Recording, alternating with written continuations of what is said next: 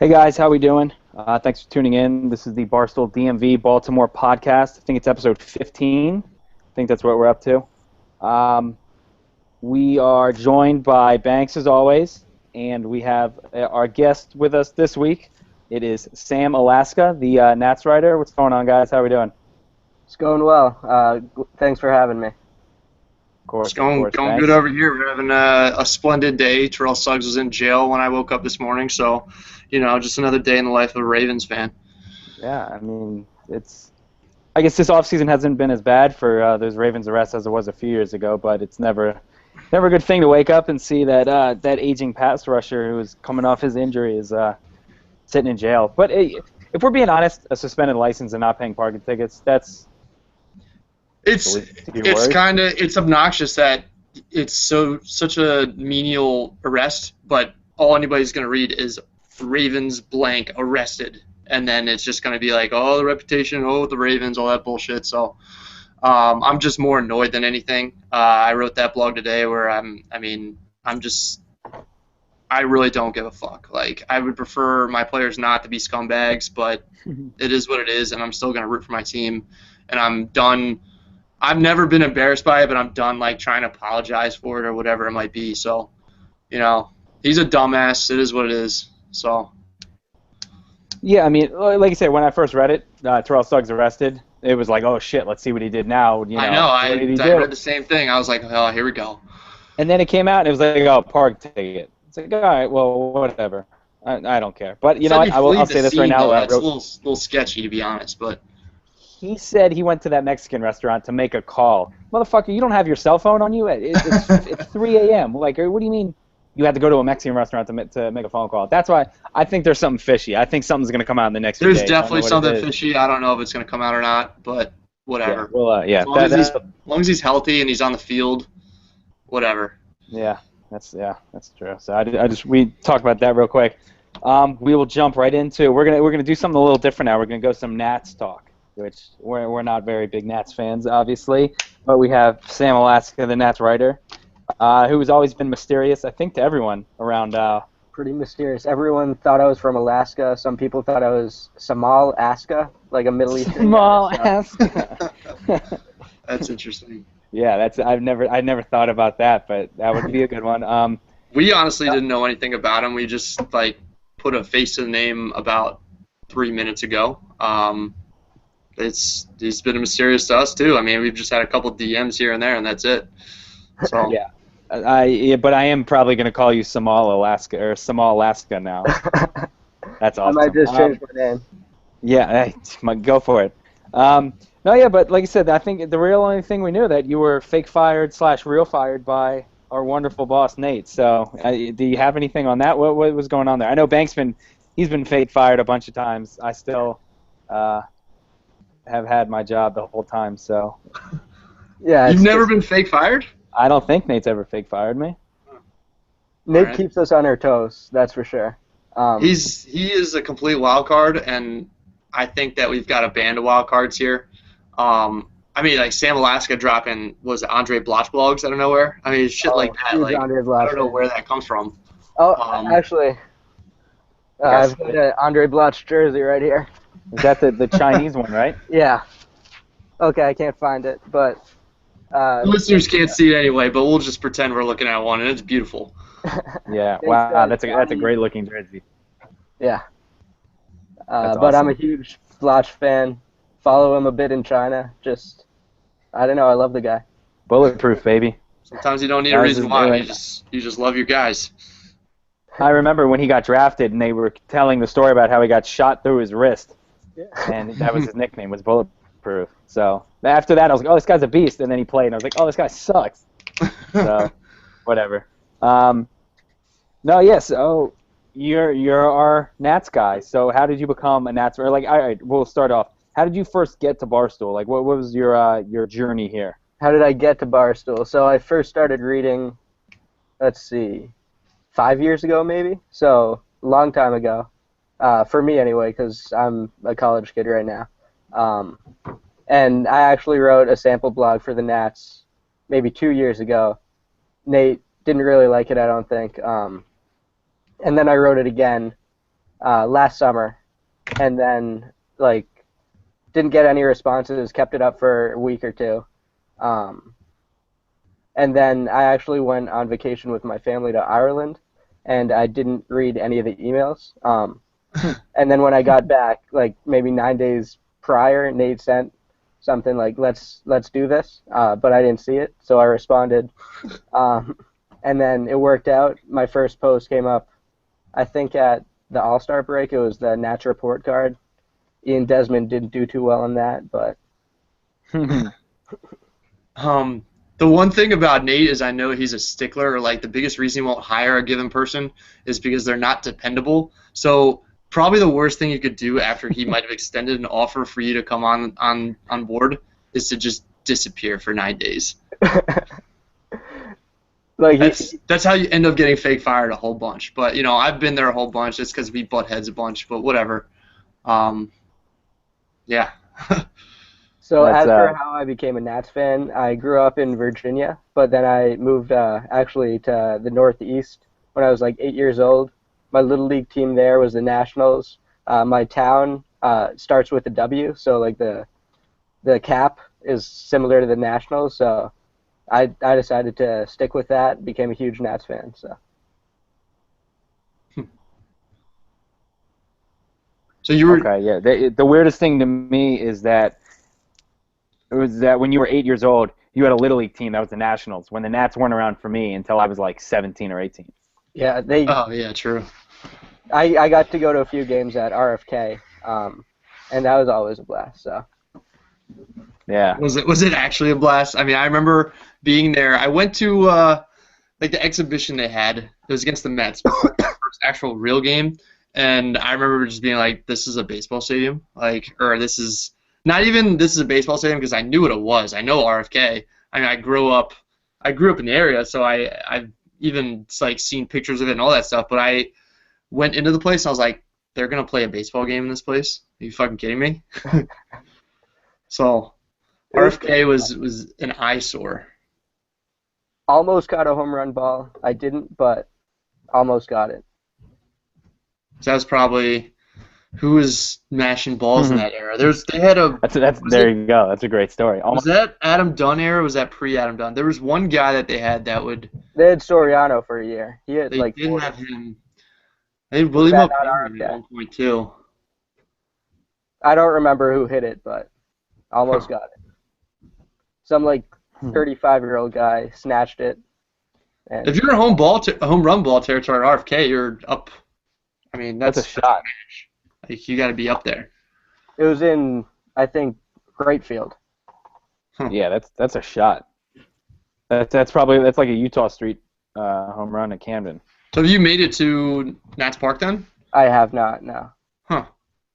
It's interesting, I guess. I don't like it, but you know, it's hard to like. I mean, our standards for ballparks are as high as it gets. Yeah, I guess Camden's I'm a nice. bit of a I've gone snob. to Camden once or twice too, and that's nice. It's the best place on earth, no big deal. Have you been to have you been to Fenway? I've went a few times, yeah. Yeah. Okay. Fenway was neat, but Camden Yards is I don't know, Camden the Yards. seats I'm not saying Camden is better than Fenway. The seats at Fenway aren't nice. No, they're Like they're awful. crammed in. No. Yeah, I mean everything. It's crammed into like a street block. It's weird. Yeah. Is our connection like Do I being got spotty you? right now? Yeah, a little bit. I don't know, Sam. We got you. Yeah, I can hear you guys. All right, I think we're good. Let's. All right. Where were we? Ballparks. All right. Okay. All right. I think we're good. All right. Well, yeah. Ballparks, man. All right. I guess we could just jump into this. Nationals last year. What the hell happened? What they went from the, everyone was picking them. Everyone and their mother was picking them to win it all. And I mean, just explain what the hell happened to them. I mean, obviously every team has injuries, but the Nationals just got pounded. Like Rendon going down, that really hurts. Strasburg was out. He was a non-factor or a negative factor the first 2 months, and that they didn't really recover from that. Then you've got Wirth, Zimmerman. They're both out for a long time. Then the bullpen just absolutely imploding in the second half. But they fixed the bullpen, which is good. And then, of course, you got Matt Williams, who he probably cost them 4 or 5 wins. So just like a perfect storm. Who did they add in the bullpen? I honestly don't remember. Let's see. They added Kelly. They added Trevor Gott, who they got in the Yunel Escobar trade. I don't really like that trade because I don't think Gott is all that good, but I don't know. They added Oliver Perez, who's really good against lefties. They had a ton of like minor league relief pitchers too. So the bullpen should be pretty good. And then, of course, they traded away Storen for Revere. And Pap's still there.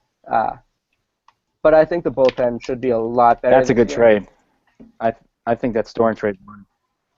Yeah, I don't think it's all that bad, but you have to wonder if they had extended a qualifying offer to Span at the end of the offseason, then maybe they could have traded Storen for something else and had someone who's got more power, obviously, who's got some durability concerns, but they would have had Span there.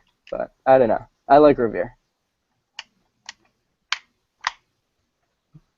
Same. Yeah, I think that Revere trade, that's going to be a money trade for you guys.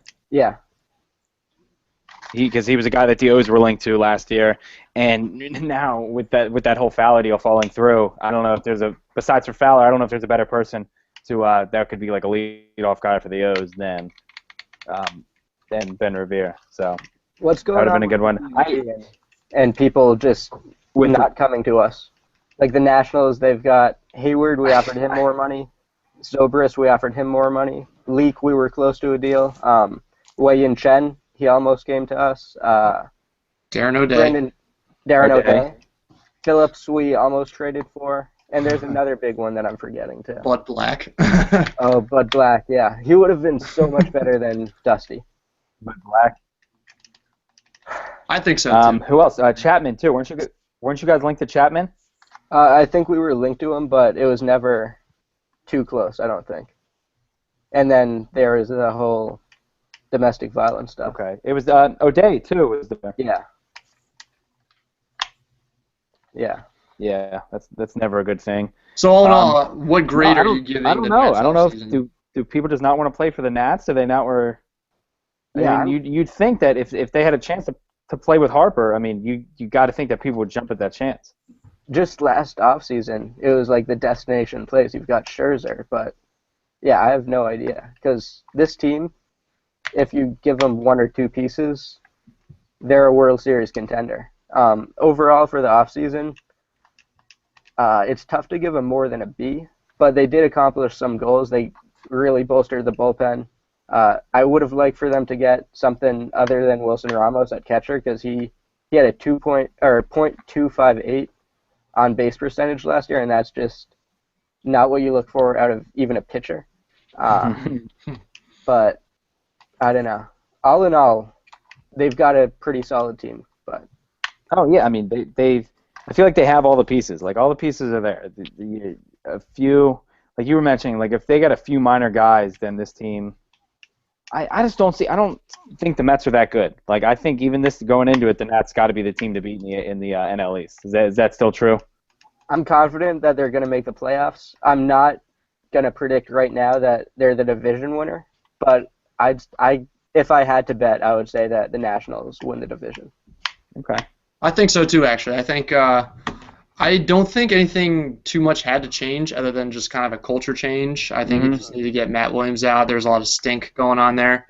The lineup going into last year, even though like the year was a flop, I still think that roster, if you play that season out 100 times, they're going to win the division 75 times maybe. Mm-hmm. So it just got away from them. So I think that they did a lot of good things to just kind of not necessarily keep the same team, but just kind of like preserve the core that they had, and you can't really predict guys like Ian Desmond having the years they had. So, I think moving on from him was a good move, especially when they get the pick. Yeah, I also like the Daniel Murphy addition. when I first heard it, I was actually pretty disappointed. But then when I looked further into it, he had a huge power surge even before the playoffs last year. Mm-hmm. And I really think that, obviously not to the same degree, but I think that if he can be a 20, 25 home run guy and have at least serviceable defense, then he's a great pick at second base. And then on the other side of the infield with Espinoza, I think Turner's going to steal that. Trey Turner, the shortstop prospect. Stud. Yeah, I love him. I think he's going to steal that job. If he doesn't have it opening day, I'll think he'll have it June 1st. Why isn't it his job already? It's like the hype that you hear about him and all that stuff. You would kind of think that they would be anxious to give him the job already. Like, why are they apprehensive about it? That beats me. I have no idea. They called him up last year, so I don't think it has to do with service time concerns. And he's just the better option. He's great with the glove. He's great. He's very quick. He's got a good hit tool, and he's probably got pretty good power. And then Espinoza, we know what he is. Like, he's not a bad player. He's very capable, but he's just not anything special. Well, he was bad a few years ago, wasn't he? Because I have friends. Yeah. I have friends who are Nats fans. He got demoted to the minors, and And I just remember them cursing him like I've never heard that people like how Orioles fans talk about Albert Bell and how much they hated him. Mm-hmm. That's what I was getting out of Danny Espinoza. So I'm still surprised that he's on the team, let alone still getting time. But I know he kind of rebounded. I guess last year and the year before, I think he was decent. So plus he had that sick ass mustache. So. And then but the trade I didn't get, the Escobar trade. What happened with that? That dude is an absolute freak. I would love a guy like him on my team. Escobar? Yeah. Yeah. No, fuck Escobar. He's a prick. You don't like him? Oh, he's a terrible person. With he had the gay slur on his eyelash before. Oh, that was but I mean, everyone makes their mistakes. Excellent last year. I mean, he was towards the league leaders in batting average. I think he might have finished third in the NL. And then they just trade him away for a 24-year-old reliever. Nothing against Scott, but he struck out, I think, like 5.5 batters per 9 innings. He throws fast, but if he can't get the strikeouts, he's not going to be anything more than a middle reliever. And Escobar, he's a starting shortstop, should be an all-star.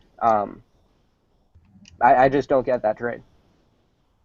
See, Escobar to me is like a Latino Nick Swisher, in my opinion. Like, that's the vibe I get from him. I really dislike that guy. So it was really annoying me all season when he was hitting well, and everyone was just kind of, eating up the not Espinosa, the Escobar soup. I don't know. I love that. I didn't know that. I forgot about the whole gay slur thing, but he seemed like a perfect player. He was a better Ryan Flaherty is what he was, because he could play anywhere in the infield.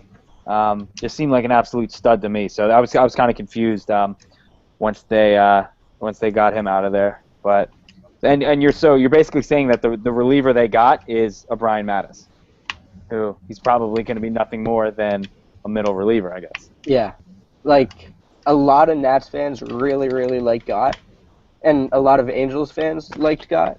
I just don't see it. He had decent K rates in the minors, but he's mid-20s, and apparently he just throws straight. He throws hard, but he throws straight, so I don't see it. Yeah, so it's going to get hit if it's going straight. I got you on that. I guess we could talk about something that Banks talked about a little earlier. How do you wash this Matt Williams stink off the team? I know, he's gone. I think he's back in Arizona now.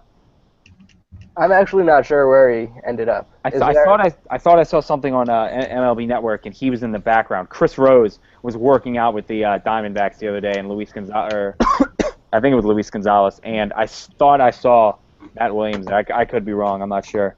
I never want to see him again. Yeah, to go into that from a Nats point of view, because I'm not gonna lie, I'm not a fan of the Nats, so I loved watching that whole implosion last year. I love the article. I don't know if you got to read it, the article in the Post. I forget who did it, but it was like a 3 or 4 part. Spell that guy, Barry. It may have been Banks. Do you remember? You know what article I'm talking about.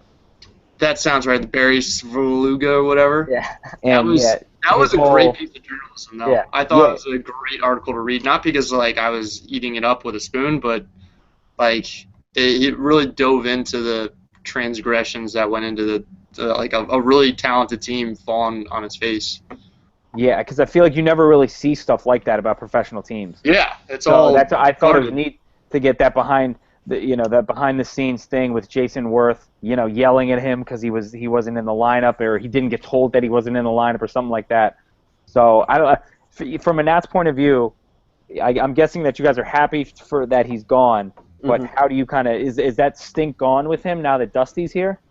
I don't think Dusty is going to be good at all. I think he's going to be better than Matt Williams. Matt Williams had, it seems like, no communication skills at all, and he sucked with the bullpen.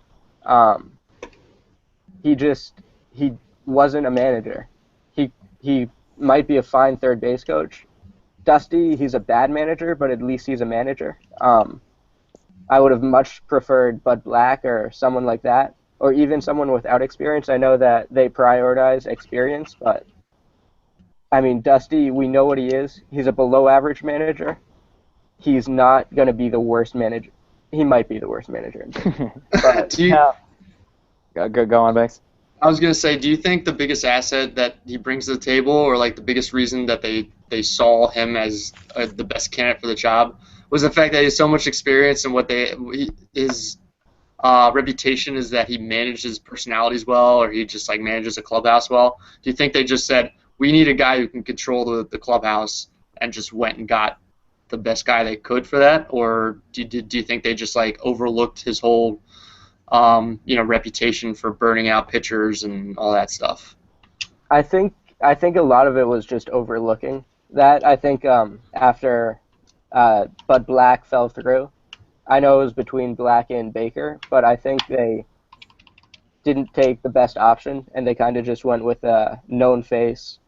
He was out of baseball. He's pretty much universally thought as not too good of a manager, and they went with it anyway. Did he interview with the toothpick? That's another question. I think he always has a toothpick with him, so I'm going to say yes. Surgically implanted into his mouth.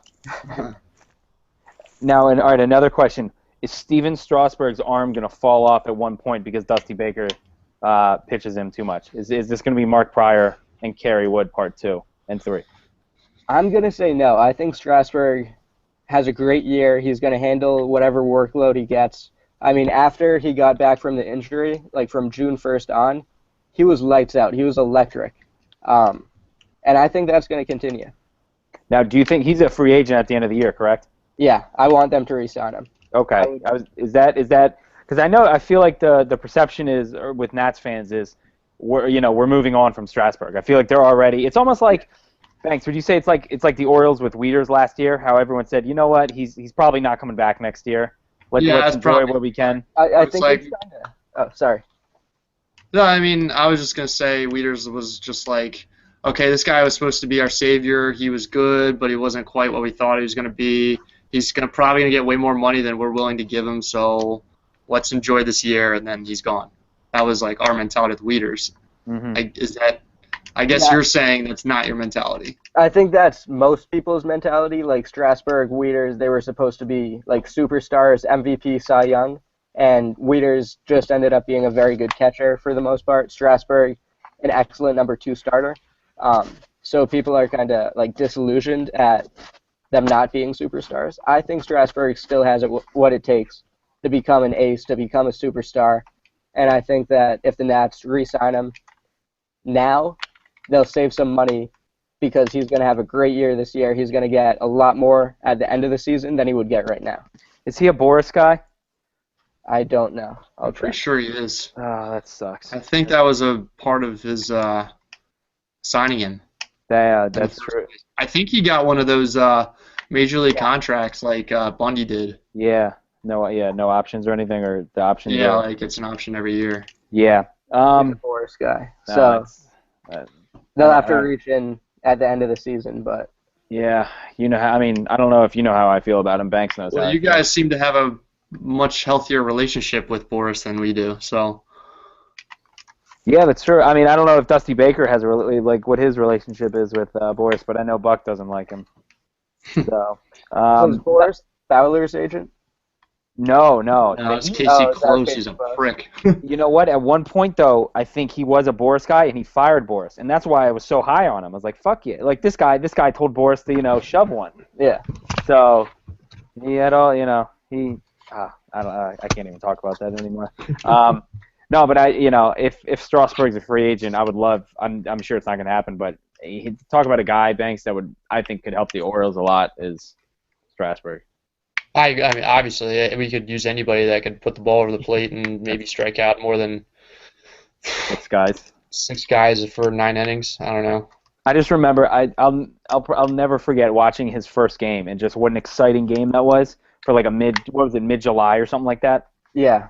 He was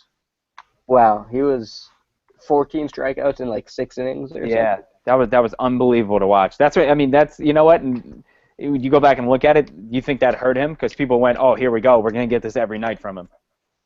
I think that might have. I don't know. I think we could get something like that every night this year. Like not obviously 14 strikeouts, 6 innings, but Cy Young level performance. It just seems like he's so up and down. I feel like he can't find his consistency. Like one night, yeah, like you said, he'll have 10 Ks, and you go, all right, here we go, he's back. And then the next night, I feel like he'll go out and he'll go pitch 4 innings and give up 5 runs. I feel like he's always had hiccups that kind of disrupt any rhythm that he starts to get into from start to start. Mm-hmm. And I think this year he just has a clean slate and he can go into the year without any of those hurdles, anything to worry about, and just worry about pitching. So in that regard, I could easily see him having his best year. Yeah, I mean, hopefully, I don't hate the guy. I don't know if Oriole fan how they feel about him, but I'd like to see him do well. I think he's a good pitcher, and I'd like to see him live up to his potential. So from June 1st on, he didn't pitch until the 23rd because he was injured. But from then on, in 82 innings, he struck out 12.07 batters per 9 innings. Jeez. He walked just 1.3, and he had a 1.76 ERA. So, yeah. I mean... You guys still flamed out of the division race. It's unbelievable. Yeah. If we could even get half that, then we're set with pitching. We've got Scherzer, we've got Strasburg. I think Joe Ross could be pretty good. Mm-hmm. Gio Gonzalez, he's consistently an above-average pitcher. And then Rourke, he was excellent 2 years ago. He's not going to be as good this year, but he's going to be one of the best number 5s, I think. And then you've got Giolito coming up. Is there an athlete that has as much fun playing baseball as Gio Gonzalez does? I don't think I've ever seen him without a smile on his face. Oh no, I've seen him lose his shit. He goes to both ends of the spectrum from what I've seen. See, I feel like I always just see him just cheesing from ear to ear. You see it more than not, but like when things are down for him, they're down for him. Like he takes himself out of games mentally. That's like, I don't know. When it rains, it pours with him, but when it's great, it's really great. Yeah. I'm not trying to bash on the guy. I'm just saying that he wears his emotions on his sleeve, and I do like that about him. Mm-hmm. Yeah. No, yeah, he's another guy that's easy to root for. And like you said, with that pitching staff that you just named, mm-hmm. I don't get it how last year happened. But I guess we could talk about one of the big swing points last year was acquiring Jonathan Papelbon. And I would love to go back to that. It was a Sunday. I think was it the last day? It was pretty much the last week of the season when he choked Harper. And I would have loved to see the odds that he would be on the team come spring training. And he's going to be on the team, right? Yeah, I don't see them trading him at this point. Yeah, that's crazy to me that the last time people saw him, he had his hands around arguably the best baseball player in the world, and that was his second incident in 2 weeks because a week earlier he had the thing with Manny, so mm-hmm. all he needs to do was curse out Mike Trout, and he pretty much tried to disrespect 3 of the top 3 future stars in the MLB. So what's going to be his deal this year? What are the Nats fans' perspective on him coming in? Are they happy that he's still here? What do they think he's going to do? He's going to be a whack job, but at the same time, he's always produced. I think he's only had 1 year with an ERA above 3.0. So if he can somehow get his anger in check, and hopefully Dusty could help with this, but if he can somehow just not be choking teammates, then I think it's going to be a good move not trading him or anything. That's a big if, though. That is a big if. Yeah. So I don't. That's it's still that's one of the craziest things I think we've seen in baseball in the last few years, or just sports in general. Imagine Malcolm Butler choking Tom Brady on the sideline. Yeah. I don't know. That's J.R. Smith choking LeBron. That would be. I think it's different just because he was somewhat of a newcomer to the team. He's an outsider who came in and took a run at the MVP, a guy who's, as far as I know, really liked and respected in the clubhouse. So that's like Hyun-Soo Kim choking out Manny Machado. You could say that. I guess, yeah. We'll go there. What would his wire character be? Who, Hyun-Soo Kim? No, Papelbon. Would he be Papelbon? like Marlowe? No. Oh, shit. Who would he be? Who's someone? You know what? He may be a Ziggy. Oh. Or he may be a Johnny, Bubbles' friend. Oh, okay. Who keeps, he obviously needs to change the scenery, and he just can't get the help he needs, and he's a whack job too. But I don't know Ziggy, because Ziggy always does that shit where people are like, dude, are you serious? Come on, man. Like, get it together. Like, you can't just pull your dick out in a bar. And then he kills that duck. But no more spoilers for Banks, because I know he hasn't seen it. I don't really plan on watching it, to be honest. Hey, it's all right. I don't, I fell asleep. I tried to watch it one time, and I fell asleep in the first 15 minutes, which I admit is not a wholehearted effort, but it's just not my kind of show. Hey, I got you. I was disappointed you didn't have Fowler as Snot Boogie. I could have, yeah. I just wanted to separate myself from him. I could have done so many more people. Nate wanted to cut that into 3 parts because it was so long. He had some choice words for how long that was. Yeah, my G chat this morning was, "Are you fucking like this is?" I said, "Yeah, it's only like 2,600 words." And plus, it just looked bigger with all my crappy photoshops that I made last night. So, it wasn't easy to find a picture of Buck Showalter and Prop Joe in the same picture. So, I want to talk more about these fake firings. Like, at what point did you think that? Like, I don't know. What has your thought process been throughout these series of firings? I guess. So the first firing, I think that was a real firing. I think it was too. So what happened was, I was actually in class, and Matt Williams got fired. I had actually pre-written a blog, and I had emailed Nate like, hey, if Matt Williams gets fired, just could you like post it? It was like all set. And then I get out of class and I see something like you're fired, or I think it was a tweet. And I don't know. So I started tweeting, and I ended that day as, I guess, not an employee. But obviously you don't lose the credentials. So then the next day I wrote a blog about something else, and then a few days later, Nate sends out a tweet like, my Nats blogger begged to get rehired, and he hasn't written anything in the past 2 weeks. And at that point, I thought I was still fired. So then I guess I got my job back. No, I don't know. I can't remember word for word anything throughout the whole thing, but my conversations with Nate were that you were fired. You were fucking fired. So it's just kind of the way it is with Nate. I think at least one time I had that unsure feeling as to whether or not I was actually fired. But he's just a wild card, and you just got to deal with it.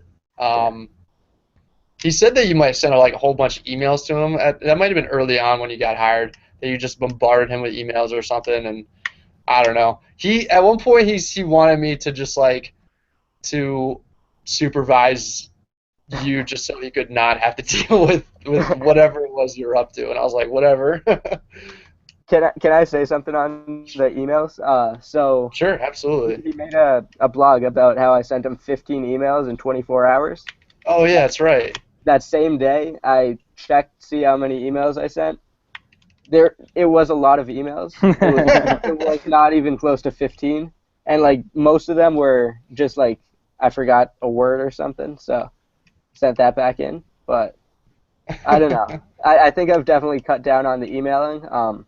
I still do it too much, but I'm working on that. Well, you just need to text him, blow up his phone. That's what I do. And He hasn't given me his number. oh well, that's all right. I barely get a response, but I get a response when I need one. But no, I just remember that I think I G-chatted Banks and I was like, what the hell is going on right now? And he was like, I don't even know. I was like, is he fired? Is he not? Like, do we have a Nats guy? And he was like, I'm just as lost as you are. So. Nate works in his mysterious ways.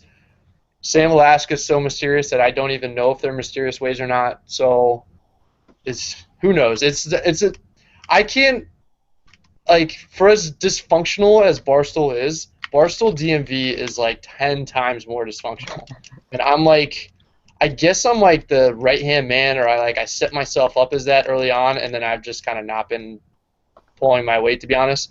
But I feel like I'm the only person in the room who's just kind of sane, to be honest. Hey.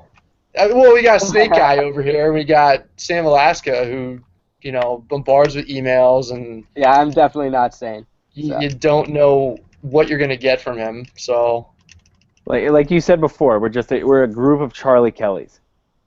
That's scary. Scary to think about. A bunch of wild cards. So, hey, I mean, you gotta love it. Like you said, I think we are the most dysfunctional Barstool group, but I'm just gonna say we're the smallest besides for Iowa. Does Iowa have only Trent?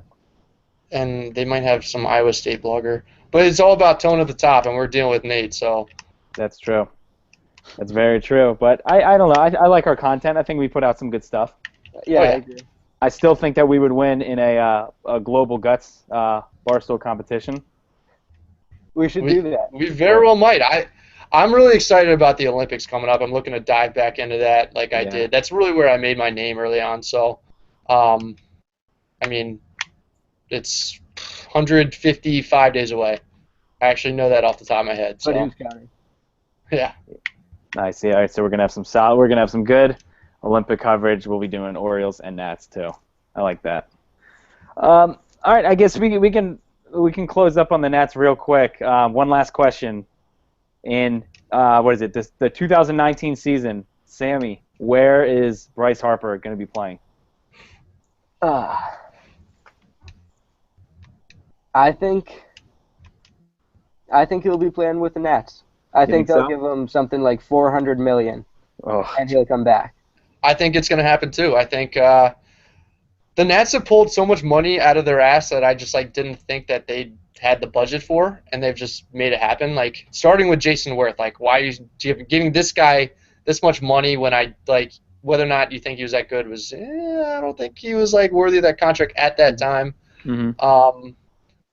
And the Scherzer contract, which the deferred money was actually really smart on their part, but I think that they are ready to open the checkbook for him. Yeah, I could see that. I mean, the learners are loaded. Well, yeah, like I heard on the radio the other day. I think the learners or who is it? What's his name? Ted Lerner? Is that the big guy? Yeah. I think they said he was like the 233rd richest person in the world. That's not bad. Check me on that. But I thought that's what I heard. It's either, and he's like a top. He's one of the top guys in the country. So that's why this was on 105.7, the Baltimore radio station. They're talking about how, why is he calling? He's saying that the Nats are poor and they don't have any money because of the Masson deal and this and that. So they couldn't really understand that, but they definitely got money, and it'll be interesting to see if they can. I guess you shouldn't have to convince Harper to stay. I think if he wants to stay here, he's going to be here, obviously. Yeah. I do want to throw a caveat in. I don't think he's going to be a lifelong national. I think maybe when he's 35, 36, he might go to the Yankees for a little bit, but I don't know. So I think he's just got a Yankees itch he's got to scratch at some point, is what you're saying. Mm-hmm. That'll be what, his like 16th or 17th year? That's crazy to think about. Because he came up when he was what, 19, 20? Yeah. Yikes, Jesus, that's scary. No, yeah, I mean it's going to be, and who knows what the money will be at that point, or if they decide to put in a salary cap or something. We have no idea what baseball is going to look like at that point. Mm-hmm. So, but I can see what you're saying. I don't think it would surprise anyone, that he at least plays with them, and then you could see him sign one of those 1-year deals with the Nats or something like that to finish up. Yeah. So yeah, okay. I guess real quick, since this is a DMV/Baltimore podcast, Orioles have looked like shit so far in spring training. Banks, are you worried? I am not, but are you? I'm no less or more worried than I was going into spring training, just because I knew what we were getting ourselves into with Miguel Gonzalez getting a bunch of innings, or I mean, who else have they thrown out there? Vance Worley or whoever it might be. Like, yeah, Vance didn't help ourselves that much. So the Vanimal looked good today, by the way. Did he? That's good. Yeah, what I read was he had 2 innings, 1 base runner. So I'll take that. And he said, I like to quote that he had something about how he can't be out here working on stuff because he's trying to make a team. So it's not like he's out here just throwing breaking balls or just throwing fastballs. He's out here throwing his best stuff, to show them what he's got. So I wish some of the other guys would take that kind of approach. Yeah, I know Miguel Gonzalez had that quote yesterday where, I don't know who he was talking about. Did you hear this quote? Do you know what I'm talking about? I read it, and I think that you read it as a different context that I did, but like I could see it either way, or I could see it a number of different ways. He didn't say he didn't feel like you could breathe out there. He said, I didn't even have time to breathe. I thought that he was talking about the Orioles yanking him out. But then someone else tweeted to me, and they said, I think he was talking about the Rays, just jumping on him. Just shelling him. See, I could see it either way, but either way, like, learn how to breathe, motherfucker. Like, it's the bigs. Like, you should be fighting for a roster spot here. So, I mean, this is his 5th year. Yeah, what else are you trying to work on right now? I'm over him. I was over him for almost all last year. So. Yeah, I know how you feel about him. I mean, I would love it if he could, throw some 2013, 2012, 2014 Miguel Gonzalez at us, but last year, he just looked so bad at times. And, I mean, that's what he looked like in his start. Ubaldo looked bad. But, I mean, I'm listening to the radio, and there are people just already complaining. And it's you got to take a step back. Sam, I don't know how the Nats are doing or what their fan base is saying. They're 2-1. They actually lost today in a walk-off to the Marlins, I think. But I don't know. I'm happy with the early returns. Michael A. Taylor, I think he's going to be a star, but I think he's going to be a star with a team aside from the Nats. I think they eventually trade him. He hit a homer today. Wilmer Defoe also hit a homer. So some good production from the young guys early on. I'm not reading too much into it, but yeah, I mean, because I don't know if you remember. I mean, the Orioles had Jake Fox a few years ago. How many home runs did he hit, Banks? 10 or 11 in spring training? He hit double digits. I'm pretty sure. And I think he made the opening day roster, but then I think he was DFA'd like a few days later. Or he was sent back down. I mean, I don't buy too much into spring training, stats or anything like that. If no one gets hurt, that's what I'm looking for. And we've already got Tillman, who's kind of banged up. Mattis is banged up. Paredes sprained his wrist diving for a ball yesterday. I was gonna say I feel good about the fact that there hasn't really been any injuries. I guess there's been a couple minor ones, but nothing that really is gonna move the needle for the whole season. So I guess I'm pleased with that. The only thing I'm thinking right now is that I was listening this morning. Britt Giroli was saying that Buck he seemed kind of worried about Mattis' injury, and they may think it could be like a DL thing. So maybe when the season starts, he goes on the DL. McFarland, who still has options, starts the year in the bullpen, and they can also. I guess that pretty much would that give Vance Worley a spot in there? Did they sign a lefty? I felt like they brought a lefty in. I can't remember off the top of my head. I know they Rule 5 that Reifen, or not Rule 5, but the jump. Yeah, Reifenhauser. But they DFA'd him. Yeah, I think he got moved. I think when Davis signed. Yeah. But I was just thinking maybe this opens up a spot if Mattis goes on the DL to put Vance Worley in the bullpen and maybe have him see what he can do the first few, coming out of the bullpen and just kind of pump up his trade value, because $2.5 million is a lot to be making when you're playing down in Norfolk. So, yeah, we'll see. Sorry, what were you saying? I was just going to say, either way, I think we're on the track to Dylan Bundy being in the rotation by July. If he's not injured. Yeah. Yeah. Hey, knock on wood so far. I know his first pitch he threw in spring training yesterday. I think it hit a space station in orbit. But I think, like I said, I haven't watched any of the games. But I think they said he kind of calmed down after that. He got 3 straight outs after he gave up the home run ball in his first pitch. So, and like you said, his arm is still attached.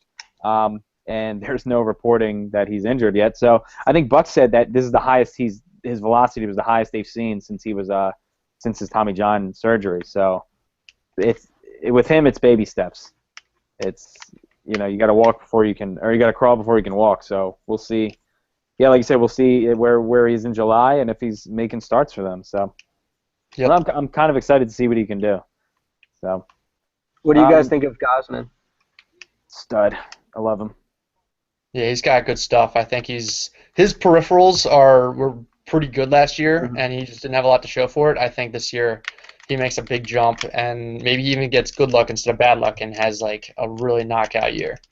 I think that him being able to focus on staying in Baltimore and not having to worry about getting sent down after a start or coming out of the pen and stuff like that, I think that's really going to help him, mentally, which will then hopefully it can come full circle and he can kind of give us what we've been expecting from him since they drafted him. So I expect big things out of him. I know his last start of the year was against the Blue Jays. I think he had I want to say it was 11 or 12 strikeouts. I know it wasn't the same Blue Jays lineup. The big power hitters, they'd already clinched, so they were resting some of their guys. But I think his last start for him to go like that was a huge step in the right direction for him. So I'm excited, maybe a 3 or a 4 to start out, and I guess we'll see where he goes from there. So I think he's the ace in actuality. He won't be set up as such, but I think he's going to have the best year of any of the starters. So well, I think if there's one manager who doesn't care about what number his pitchers are slotted, right. it's Buck. So he knows. All right, so yeah, and then we'll finish up baseball. We got another. I guess the Masson Cup coming up this year. O's lead the series 6-1. They're 6-1-3 and 33-23 overall. Sam, are the Nats going to win it this year? Are they ever going to win the Masson Cup again? I think they'll win it this year. You do? Sorry, I just think the Nats are a lot more talented. I mean, on paper, I feel like they have been the last few years. But I will say this: the Orioles-Nats games the last few years have been some pretty good ones, some really good ones. They've had some drama too. That's been good. We had the Chris Davis, the Machado, the Chris Davis 3 home run game the other 2 years. It was 2014, 2013. On his T-shirt night, I think he hit 3 bombs at Camden against them. You had the Manny and Papelbon. You had the Scope walk-off off Rourke this year. Scherzer threw an absolute gem the game before the All-Star break. I'm trying to think of some of the other ones, but yeah, I mean they've been good games. So there was an extra innings one in Washington, I think in 2014. The O's ended up winning 8-4 or something like that. Oh yeah, they blew it wide open. Yeah, I think that in extras they had Manny, Hardy, and Davis. See, I think the Nationals have been more talented than the Orioles for the last 4 years or so, and they've substantially had the same seasons. They've both been in the playoffs in each of those 2 years. And the difference is Buck, in my opinion. It's the whole difference. I mean, I guess what's his face? Davey Johnson's a good manager, but yeah, that's another guy that we all have in common is Davey. Did you like him when he was there? I thought he was. Obviously, I would have loved to have him instead of Matt Williams, but I thought he was solid. All right, and yeah, just another one real quick. When I say the name Steve Lombardozzi, what does that mean to you? It means a middle infielder. Yeah. Cause that's it. Yeah, see, because he's another guy. He was on the O's. He was on the Nats. He played at our rival high school. So and he's my age. So I've been following him since he was in. Have you played him at all? No, I never played him. He played I think Western Howard County, and I played in Savage baseball, and he was always a lot better than all of us. I even remember, because I didn't play high school baseball, I remember him, we'd go to the games, and his dad would sit behind, his dad would be there, and he'd be rocking his huge World Series Twins ring. Mm-hmm. And it was like after every game, he would stay, and the scouts would come up, and, he would take ground balls and hit for like 45, 50 minutes after every game. So that was kind of cool. I know the Nats fans, liked him here just because he was a hometown guy, kind of a fan favorite. And I know, like, a bunch of my friends still, I got a buddy who buys a hat on every team he goes to. So now he's rocking, like, I don't, whatever. Is he in Pittsburgh, I think, now? God knows. I don't know. I think it was something like that. I didn't think he got a fair shake in Baltimore, but, whatever. Yeah. There were rumors. I guess he wasn't a Buckeye. We were dealing with Jamil Weeks at the time, too. So yeah, that was a weird time in our lives. Joke. It's starting to get weird for me because some of these kids that are getting drafted are my age, younger. So. Hey, it only gets worse from here, man. Yeah. Manny Machado's younger than I am. Yeah, I can't even talk about it. It's getting too weird. We should make a bet on the Nats Orioles this year. We can do that. Yeah. What do you? Maybe we should throw that to the stoolies and see what we come up with. All right. Yeah. We'll tweet that out. I guess if you're listening and you got anything, feel free to send us any bets. Do we want to do like who has a better record, or are we doing who wins the series, or what? Why not both? Okay. I like that. I can do that. I had a bet with my buddy. Whoever made the playoffs owes Nats last year. Had to give the other guy, $40, and neither of us got to cash in that deal. So I do think this year will be different. You say you think that they win the division. I don't know about you, Banks, but I can easily see any one of these teams, pretty much except the Rays, winning the AL East. But I can also see any team, kind of tanking out and finishing in last, I think. Sure. Yeah, so the AL East, I think the last 4 years they've had 4 division winners. So I guess we'll see if that changes this year. Hopefully it does. Yeah, that's all I got on O's and Nats right now. Real quick, Banks, we can do some Terps. Big win last night. Not a big win really, but it was great to see that win. They absolutely murdered Illinois. Senior night, Varun hit a big 3. Not a big 3, a long 3. Lehman had a great game. Suleiman, played pretty well. Trevor came in. He did nothing really, but it was good to see Mello kind of get his feet back under him. I think he had 18 and 8. So Nickens had a great game too. So Indiana on Sunday. I think right now they're looking at like a 3 or 4 seed in the big dance. So there's a lot that can go on between now and Selection Sunday. Just, the conference tournament, we could flame out in the quarters, or we could win the whole damn thing. So that could vary a lot. I think some sources are saying, like, we still could even get a 1 seed, which is just outrageous in my mind at this point. But last night was, like, really great, I think, for the mental health of both the team and the fan base. We're pretty down on the team right now just because of just the frustrating losses that they've had. But just the way they made shots and kind of showed some new looks with going small and shooting, spreading the floor a little bit, shooting threes, and actually pressing, which I loved. I think it's restored a lot of hope, but I can't buy into that hope until I see how they do on Sunday. Yeah, no, I agree with what you're saying about them. They really did need a game like that, because I think midway through the first, it was still, I think Maryland was up, but you're still like, Jesus, man, they should be murdering these guys. Yeah, they were playing the kind of game that they've been playing the last 3 weeks, where they're like outplaying the other team, but the scoreboard isn't showing it. Like they're running circles around them, but they're just like making dumb turnovers, or the other team just like, we just lose a guy on defense and they just get a free bucket because of it, and just the typical shit. And then we came out in the second half and had our shit together. So I heard the Illinois coach, I think he said that the offense that he saw in the second half, he had never seen. He said that was the best scoring or like offensive half that he's ever seen as a coach.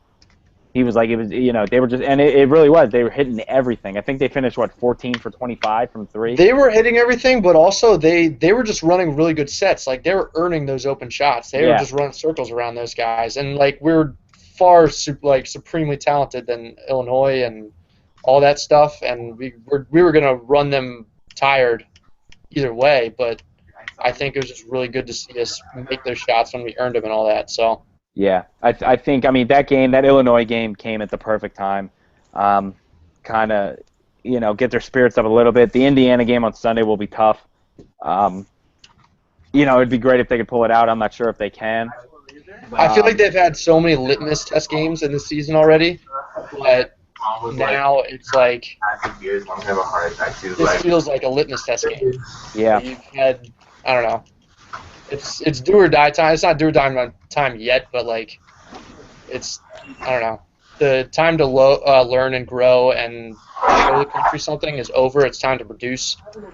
And yeah. I don't know. Yeah. No, I know what you're saying. Sam, are we a college basketball fan?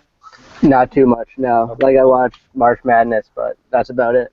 All right, so we can count you. I'm kind of a Georgetown fan. I've got a few friends that go there, but I don't really care.